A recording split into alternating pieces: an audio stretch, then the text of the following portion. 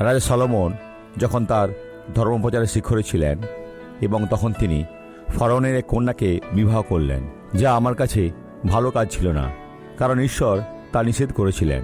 প্রকৃতপক্ষে এই ব্যাপারে তিনি নিজেকেও ছাড়িয়ে গিয়েছিলেন। তিনি 700 জন মহিলাকে বিয়ে করেছিলেন। কিসের জন্য? এটাই যথেষ্ট। আর এতেই তো অনেক খাটুনি।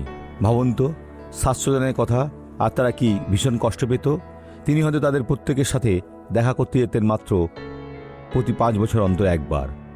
আচ্ছা, এরপর এখানে বলা হয়েছে প্রভু ঈশ্বর তখন সলোমনের সাথে কথা বলতে গিয়ে সন্তুষ্ট হলেন এবং বললেন, ঈশ্বরের বিষয়গুলো সম্পর্কে আরও বলতে লাগলেন। দেখো, আমি তোমাকে এমন জ্ঞানশালী ও বুঝিবার চিত্ত দিলাম যে তোমার পূর্বে তোমার তুল্য কেউ হয় নাই এবং পরে তোমার তুল্য কেউ উৎপন্ন হইবে না। আর এই যে লোকটির এখানে সব কিছুই ছিল, কিন্তু মহৎ কাজ করেছিলেন, কিন্তু জীবনের শেষ প্রান্তে এসে পাপ করেছিলেন। কেন?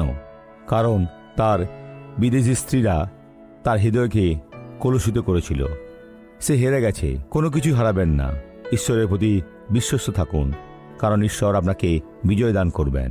আসুন আমরা প্রার্থনা করি। হে ঈশ্বর, এই ব্যক্তিকে সাহায্য করুন যেন সে তার জন্য তোমার পরিকল্পনা বুঝতে পারে। শুধু এইটুকুই, এবং তাকে বিশ্বস্ত হতে সাহায্য করুন। এবং তোমাকে অনেক ধন্যবাদ আমি প্রার্থনা করি এবং আশীর্বাদ করি যিশুর নামে, আমেন।